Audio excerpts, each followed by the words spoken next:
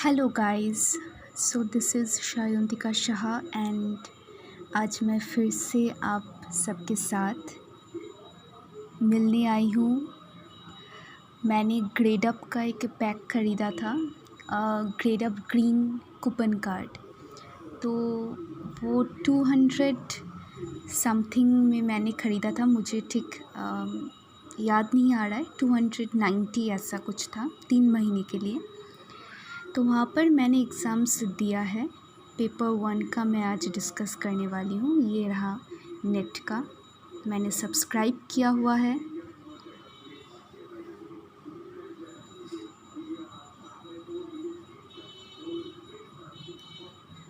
ये UGC net का देखिए।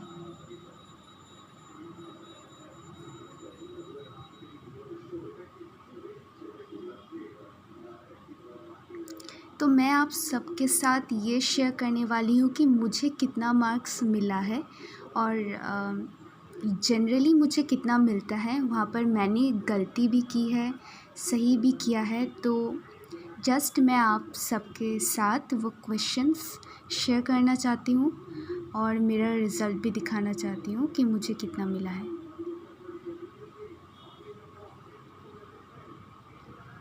तो लास्ट मैंने ये एग्ज़ाम दिया था, सी रिज़ल्ट्स। मुझे बहुत ज़्यादा तो मार्क्स मिला नहीं है, 68 मिला है आउट ऑफ 100 और ये पेपर 1 का मार्क्स है। तो अभी हम सॉल्यूशंस देखेंगे। देखिए, मैंने 34 करेक्ट किया है, 16 गलत किया है और यहाँ पर हम सॉल्यूशंस भी देख सकते हैं।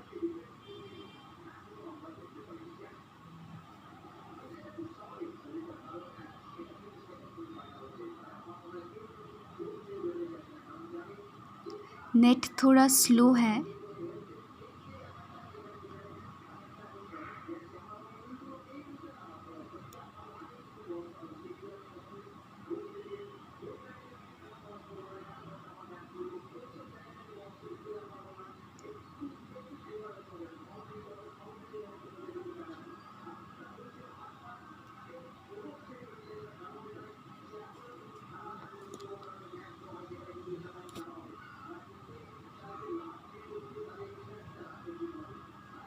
ये आ गया मेरे पास first question.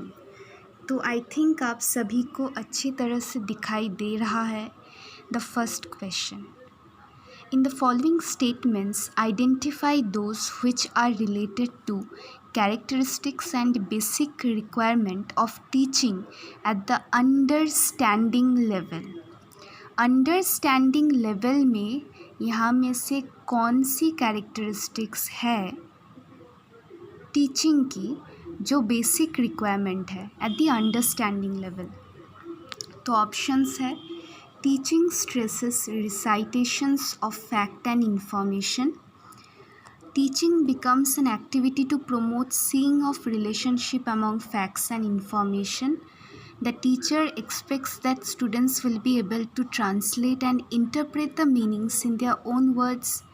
4. The teacher insists on recall and recognition of facts presented. The teacher gives a large number of examples to bring home the main ideas. तो मुझे लगता है कि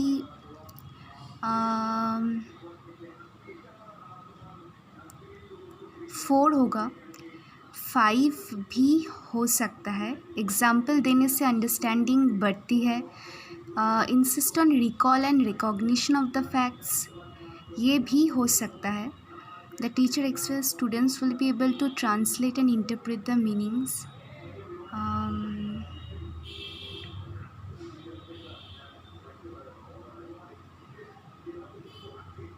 तो आंसर देखिए, मैंने सही किया है पर फिर भी मुझे अभी याद नहीं आ रहा है कि मैंने कौन सा दिया था। तो मैंने 2, 3 और 5 दिया था। तो हाँ, 2, 3 और 5 सही है। 2 है कि the teaching becomes an activity to promote seeing of relationship among facts and information. 3 है the teacher expects that students will be able to translate and interpret the meanings in their own word.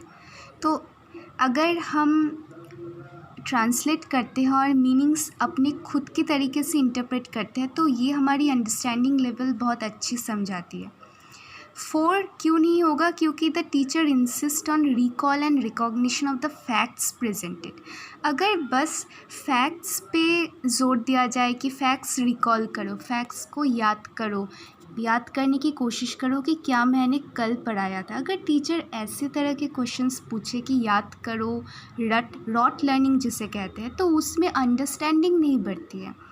तो अभी मुझे भी click हुआ कि ये 4 नहीं होगा, 5 होगा, क्योंकि एग्जाम्पल अगर टीचर प्रोवाइड ज़्यादा करते हैं तो ऑब्वियसली अंडरस्टैंडिंग लेवल बढ़ती है। तो आंसर होगा 2, 3 एंड 5। देखिए 2, 3 एंड 5 ओनली। तो हम नेक्स्ट क्वेश्चन में जाते हैं। यहाँ पर मैच दिया है देखिए आपको दिखाई दे रहा है। पहला है academic characteristics, social characteristics, emotional characteristics और कॉग्निटिव कैरेक्टरिस्टिक्स। तो यहाँ पर आपको मैच करना है। तो समझ में आ रहा है कि सोशल कैरेक्टरिस्टिक्स के साथ ये जाएगा, क्योंकि learner works as a team member, क्योंकि सोशल मतलब ही टीम में आपको काम करना पड़ेगा, हाँ ना। तो सोशल कैरेक्टरिस्टिक्स में 2 के साथ 3 जाएगा। फिर इमोशनल में आएगा एकेडमिक में क्या आएगा? एकेडमिक में हालांकि मैंने ये सही किया है, पर अब वीडियो बनाते समय मुझे याद नहीं आ रहा है। ये काफ़ी फ़नी लग सकता है आपको, पर फिर भी देख लेते हैं। 2 के साथ तो 3 ही आएगा। देखिए 2 के साथ 3 आया है।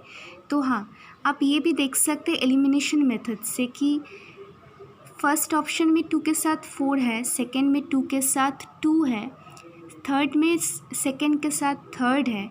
तो यही होगा और आपको कुछ देखने की ज़रूरत भी नहीं है। पर हाँ, मैं ये आपको बोलूँगी नहीं कि आपको जानने की कोई ज़रूरत नहीं, आप देखिए, आप पढ़िए। पर मैंने ऐसे ही जस्ट ये ऑप्शन टिक कर दिया था क्योंकि 2 में 3 था और ये मैं इसको लेकर श्योर थी। तो नेक्स्ट जाते हैं हम। तो आज हम बस टीचिंग का ही देखेंगे। Which of the following are the learner related factors in determining effectiveness of teaching?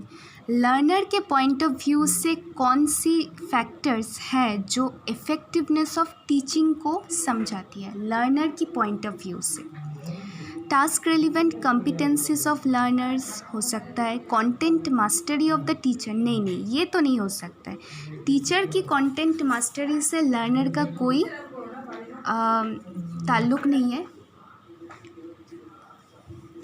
Choice of teaching methods, नहीं ये भी नहीं है। टीचिंग मेथड्स का चॉइस ये तो टीचर करेगी। कंपोजिशन ऑफ द क्लासरूम और रेडीनेस लेवल ऑफ स्टूडेंट, मुझे लगता है कि ये 1 and 5 होगा। देखते हैं 1 and 5। हाँ, यही सही आंसर है, 1 and 5 ओनली। तो मैं नेक्स्ट में जाती हूँ।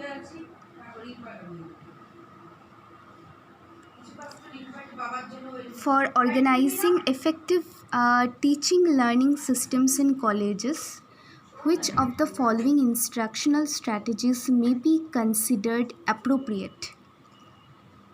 टीचिंग लर्निंग, अच्छा कौन सी इंस्ट्रक्शनल स्ट्रैटेजीज़ बहुत अप्रोप्रिएट होंगी teaching learning system in colleges में? तो आंसर देख लेते हैं ज़्यादा टाइम ना वेस्ट करते हुए। 2, 4 and 5। 2 क्या है? Attuning teaching in terms of can do और will do analysis in respect of students readiness level. फिर क्या है?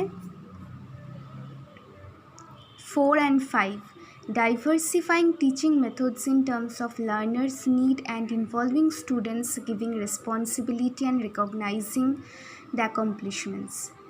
जो 5th वाला है वो मैंने गलत किया है दोस्तों, आप देख सकते हैं कि मैंने जेन्युइन टेस्ट दिया है, तो ये वाला मेरा गलत है। तो research form which will be an appropriate fit for improving efficacy of formative assessment would be, मैंने फंडामेंटल रिसर्च दिया था तो एक्चुअली आंसर होगा एक्शन रिसर्च।